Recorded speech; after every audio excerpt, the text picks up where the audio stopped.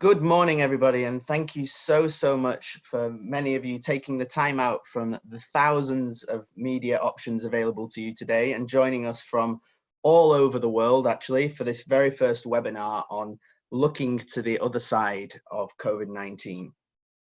This short introductory webinar exists today to start the conversation in our industry about the changes that we all face as every single day we get closer to life on what will be the other side of this crisis for retail and for giftware.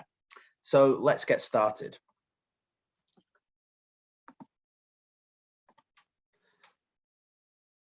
My name is Stephen Illingworth. I am the Product and Marketing Director of WIDDOP and Co, a 135-year-old family home and giftware company based in Manchester.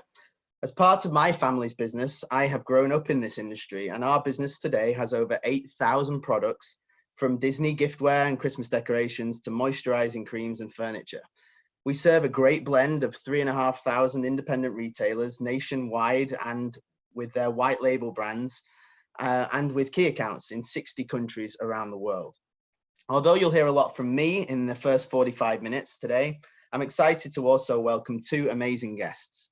Michael Whedon, who has vast experience and has worked on behalf of the FSB in consulting the government in the UK on retail and high street business, and also Sarah Ward, who's the Chief Executive of the Giftware Association that in the UK represents all we do so brilliantly to the government and beyond. A few things to note as we get cracking. Your line is muted, but if you do have a question at any time, please type it using the Q&A function at the top of this panel. And all questions will be addressed either during the 15-minute session at the end of the call or after the call by email. Later today, you will also get a follow-up email with a link to this recording and all of the content from today for you to take away and digest. So I say again, this is an introduction, a 45-minute jam-packed presentation of 8 topics filled with practical concepts, facts, case studies, and more. And there is no way you will take this all in.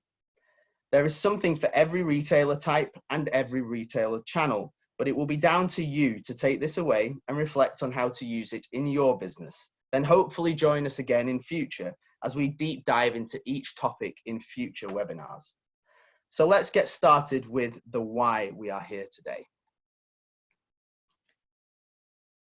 The answer is, in short, because in this state of worldwide and overwhelming paralysis in every industry, we're approaching a point soon where we'll emerge from our homes and stores to find that the world, which was already changing so fast before, has completely changed again all around us, both temporarily and permanently.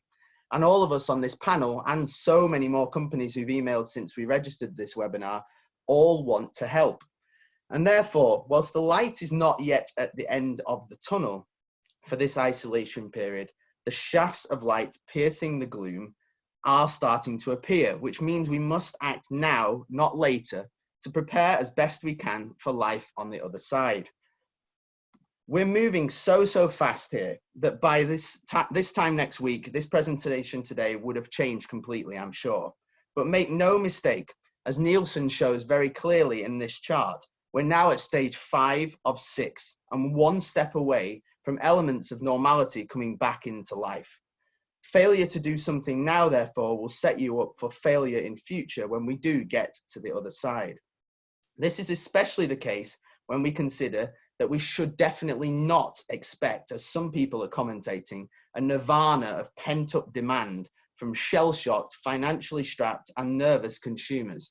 In fact, a survey published yesterday shows that only 20% of people in the UK say they will return to stores immediately after this crisis, and only 15% say they will not go back to stores for 3 months at least. More significantly, 77% of people think that COVID-19 as a crisis will not be over for over 4 months, with 21% believing that this will last longer than a year in crisis terms. Clearly, however, the end to this crisis comes when the world is vaccinated and permanent changes to our environment and others become clear. But history should also teach us that normal, as in parentheses says, any normal would be temporary and hard to define. In fact, ever since 9/11 in 2001, Every 5 to 6 years at maximum, we've had a crisis of epic proportions to deal with, from the financial crisis to Brexit, and now, of course, to COVID-19. Therefore, the first thing to note is that normal will be a line in the sand, not in the concrete, and that complacency associated with any new normality will only set you and your business up for failure as further change surfaces in the future. And therefore, many companies would have already been left behind. Normality, therefore, is not something we've seen for a long time or should expect in some cases to ever see again. Therefore, in the interim, once finances in your business are shored up with the government help that everyone so greatly appreciates, we all face a choice in this slowdown we are experiencing right now. Number one, to firefight and just survive the volatility we're facing already and will continue to face in future. Or number two, to plan now and take positive, proactive steps to prepare for change and permanent shifts in consumer demand, from traveling shifts to crowds, to social contact, and even online shopping. The shafts of light that I refer to are those that are out there deep in the media for everyone to see if you seek them out and escape all the negative media doom and gloom. And they do exist for every retailer type, particularly for independents who are so often beat up upon. In fact, in 2017, whilst national chains closed at a net enormous number of stores, there was actually a net enormous gain of independents in the UK. And actually, we are already seeing articles about the fact that high street businesses will rely upon independents in future to drive their growth, but through new initiatives like those that Selfridges have so greatly exemplified over the last 12 years, and also with new events like Black Friday. But when companies like American Express are creating schemes in such a large scale and size, such as the Shop Small program that gave £5 back for every £10 spent in an independent store, up to 10 times, then we do know if you look hard and change, there is some positive opportunity available for everybody. In fact, the biggest change really is something quite familiar to all of us, and that's coping with this need to survive and looking forward to a chance and opportunity to thrive. Business Insider claimed in 2017 that for retail in the UK especially, it was a lost decade, where retailers had no idea how to respond to the emergence of e-commerce and Amazon in particular, but also were followed by multiple constants of change in the high street. After the lost decade came Brexit, and now we have COVID-19. In short, the desperate and enormous efforts to simply survive are a familiar goal for our industry, but I genuinely believe there is a chance here for us all to work together to move forward and thrive. And it's an exciting time for us to focus rather than getting back to normal, but together as individuals and businesses and complementary companies to prepare for the change that we need. Aside from the 8 strategies of this change, I feel that we need to make this happen. There are 4 broad themes we need to be cognizant of, most of which were already here pre-COVID-19, and all this crazy season has done is accelerated the need to change and make some of these changes a necessity rather than just a need. Number 1, the difference between transient and permanent innovation. What I mean by this is some of the changes that are happening right now will only be temporary, and some of them will be permanent, and differentiating them will be critical to your store and your business's need to survive and ultimately thrive. So from the marketing mix to the sales methods used, the products that you sell and how you present them, all things in your store need to be on the table to survive or thrive. In the UK, 600,000 people tried online grocery shopping for the first time in March. In addition, 43.5% of all non-food spending in March was done online in the UK.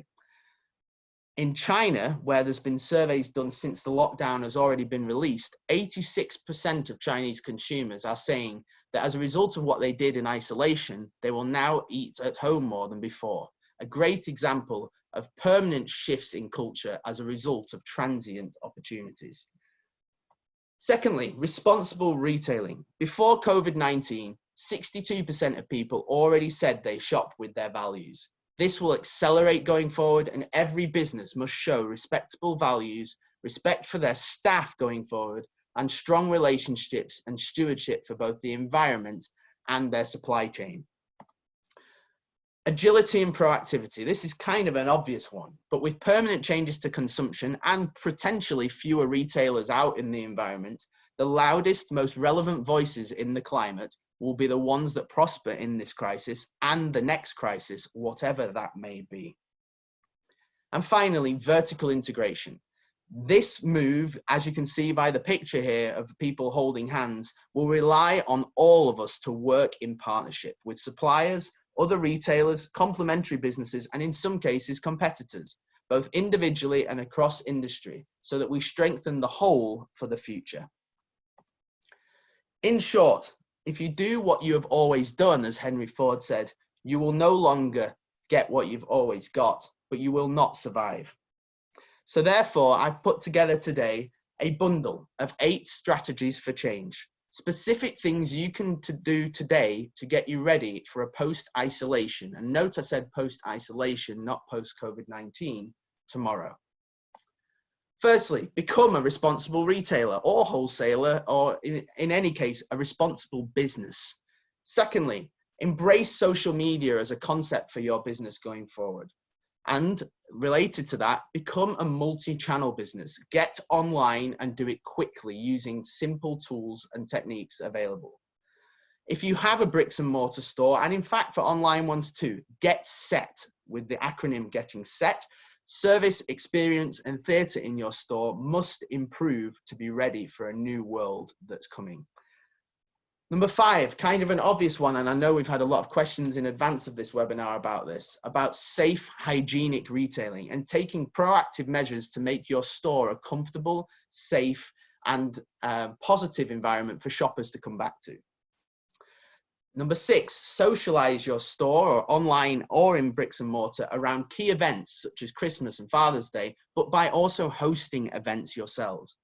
Number 7, take time in this period of slowdown for personal development. Many of your staff, like in my company, will be furloughed right now and are asking what can they do to prepare themselves for the future? Well, obviously they cannot work right now and we cannot specifically give them work to do. Actually, they can take time for personal development, and that's the same for you as leaders of your business.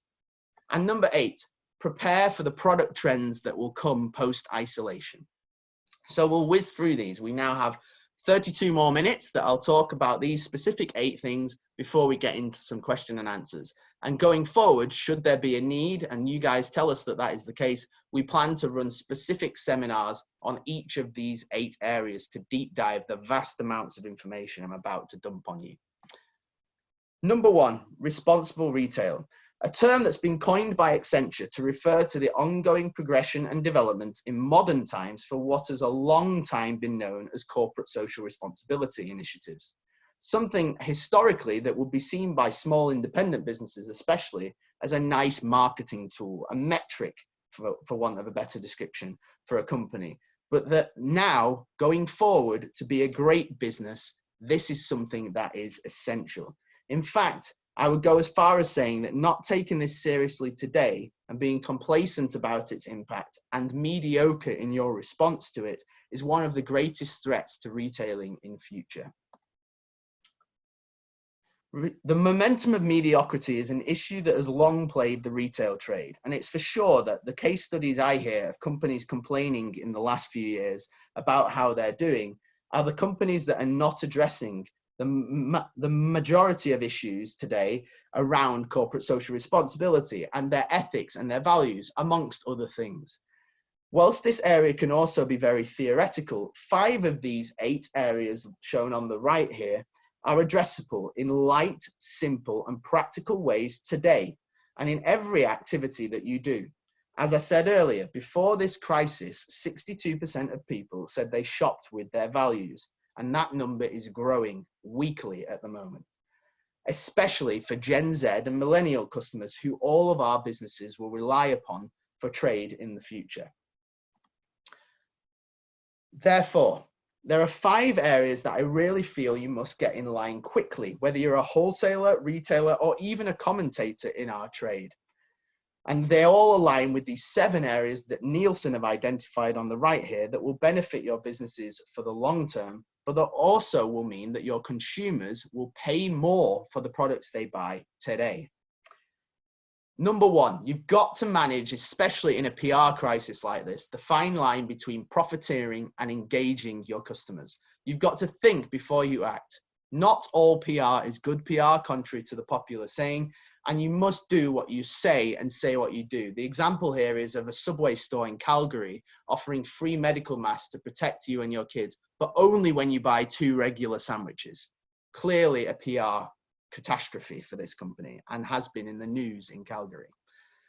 Secondly, we must think for the long term. Plan, plan, and plan. And whilst plans must change regularly, don't expect others around you to be as nimble as you in the change. You must invest wisely in your store, not take knee-jerk reactions, not expect a quick turnaround from suppliers in this crisis, and commit to fewer things in what you do, but what you do commit to do in a bigger way. The article here from the Daily Mail is really a summary of Dominic Raab's press conference on Friday last week that says it will not be business as usual with China after the coronavirus. And if some of you are watching the news today, you'll see that a state in the US is already suing China for this crisis and their lack of communication and response. Thirdly, the ethical stance of your business. Harvard, the Crimson here at Harvard University has written a really great article about ethical stances for the end of the world. Now, clearly, and we shouldn't be negative about this, this is not the end of the world. But as they rightly point out, moral duties were traditionally framed on individuals, not institutions. But that is no longer the case. And as you can see by the 30% number on the second from the right here, that 30% of people will pay more now for the social responsibility claims that these businesses make. So doing things the right way now is becoming as important as doing them at all. The Slave Free Alliance is a great example of an initiative that every business, especially retailers, can sign up to show and commit to their consumers that they are taking the steps necessary in this environment to ensure that their supply chain is free from modern day slavery. Sustainability is a trend that's been around for some time now. And one that we continue to see growing. But removing plastic, removing waste, traveling less, using Zoom like this more often, researching more what you do and questioning people more will become natural instincts after this crisis, particularly on things like materials and process. For example, bamboo coffee mugs, which are being touted as a really great environmental initiative, whilst they are 30% more environmentally friendly than melamine, they are still 70% in most cases melamine products, and therefore not as environmentally friendly as their paper alternatives. And the final one in here, look after good people. Amazon, as you'll have all seen in the news, is getting a big bashing right now about their conditions in their warehouses and how they're operating social distancing. We are all looking like that it will need fewer, better people after this is all over. And that means we need to celebrate the people and the activities that are done that we want to replicate in our business. We need to have rich face-to-face engagement up and down the supply chain to ensure that our suppliers, as well as our own businesses, are strong for the long term. And we must push nicely, if you're a retailer, on your suppliers for reduced deposits and better terms, but nicely means accepting when they cannot do that. And as a retailer, then taking responsibility for not overbuying or overestimating your sales because there's no risk on you, but taking the opportunity to sell out of things and move on to something else. The second of these is to embrace social media, an area that in my family, at least, it gets an enormous amount of debate. Social media as a concept is either loved or hated like Marmite. But in actual fact, for every business going forward, social media is a critical PR tool to engage with your consumers. But the key to that is choosing the right social media channel for your business. This chart here shows some of the hundreds of platforms that are out there and available. But right now and after this crisis, defining what your brand stands for and that ethical and value proposition that I just talked about, and finding your voice will be critical. And therefore, I'm suggesting that you do not upload your business onto every social media platform there is out there, but only 2, Facebook and Instagram, as specific measures to get your voice heard by the right people. Social media can, if you allow it, swallow all the time and energy of your business for little commercial benefit. But you do not need to do it all, and you should only do this if you are prepared for how to do it right. As you saw with the subway example, doing it wrong has huge consequences. In addition, you must have a seamless link between the products you're selling, the service, experience, and theatre of your store, and your online presence. You cannot have a disjointed approach where your social media says something different to what you're projecting on your website or in your store.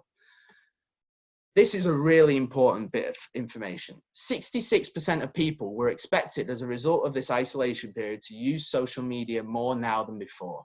And in the week commencing 31st of March, 64% were using it more than the week before, and 54% in the week before that. So it is growing week by week.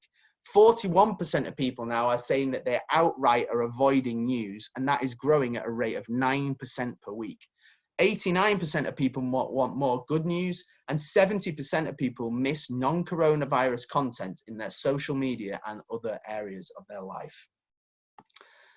But once you do get live on social media, you also need to use the tools available to help you prepare your posts properly.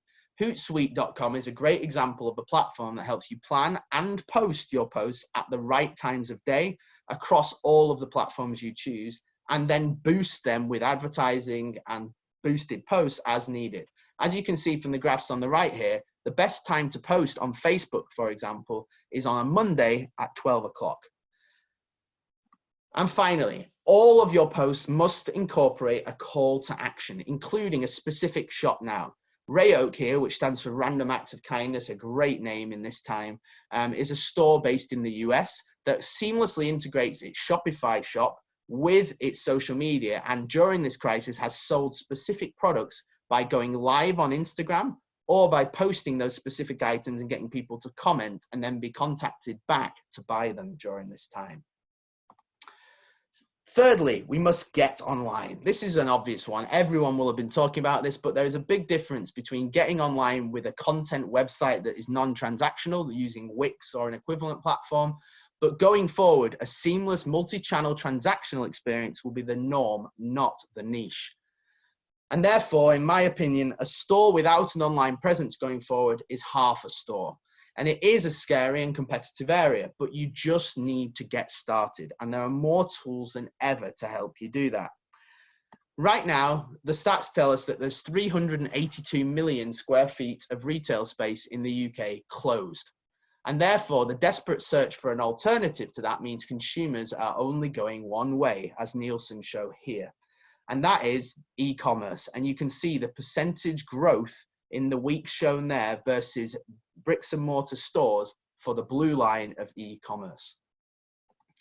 After years of protecting our cash, no business right now has lots of money to spend on flashy online stores.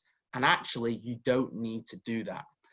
No one needs or wants to compete with Amazon going forward either. As we talked about the lost decade, how to compete with Amazon has been the thing occupying many people's mind. But in fact, price is not the only important thing on your website. Innovation and services you offer, and also linking back to responsible retailing, the authenticity you offer is key. We must find a point of difference if you are going to build a website on what your product and service is.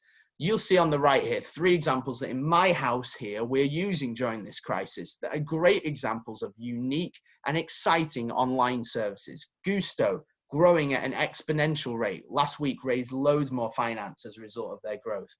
Modern Milkman, that are now offering not just milk, but brownies and bread and butter and other locally made products through a single website.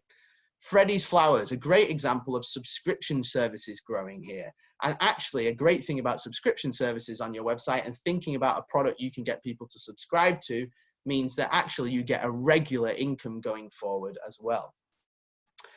But don't build your site from scratch. Sites like Magento and Shopify, who right now are offering a 90-day free trial, can do most of the integration for you, including integrating with delivery services like Royal Mail, but they can also offer you the platform to get online with a template very, very quickly.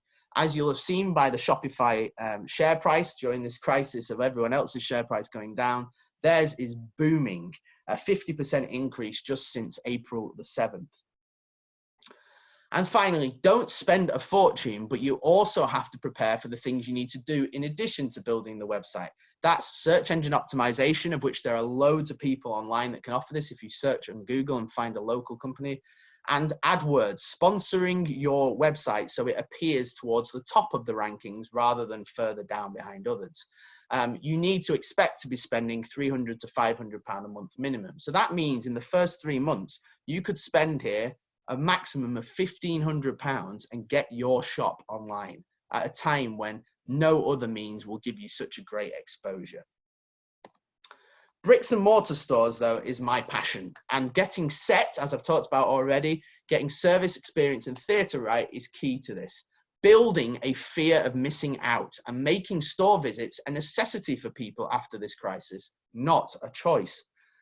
And that involves us creating an experiential retail environment. You'll have heard this bandied around for a long time, but experiential retail can mean so many different things to people. And what I want to give you is some concrete examples on what you can actually do to create that. And this applies to online too. Firstly, the services you offer that enhance the product you're selling. So that includes personalization, gift box packaging, ready-made hampers, personal shopping, late shopping hours, collections, deliveries, drop shipping, all the services around the product that make the customer feel like it was more than just an item. Secondly, the experience that you offer. Make that shopping experience memorable for people. Experience is something that people are talking about in the media and on social media right now as being the critical thing that they are seeing as the need for their families to do once this is over. So making your shopping experience memorable, hospitable, and making people feel important is critical. Don't just offer a discount in store. Instead, buy a coffee machine and offer free coffee. Give comfortable furniture for people to sit in. Loyalty cards, demos, entertainment, free lunches, brand depth, so that you're not just offering 1 or 2 items in a brand. Stock availability, try before you buy. There are so many things you can do that increase the dwell time of the customers in your shop and therefore increase their spend.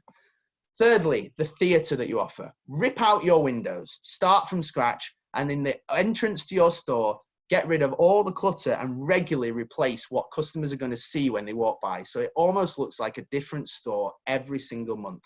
Use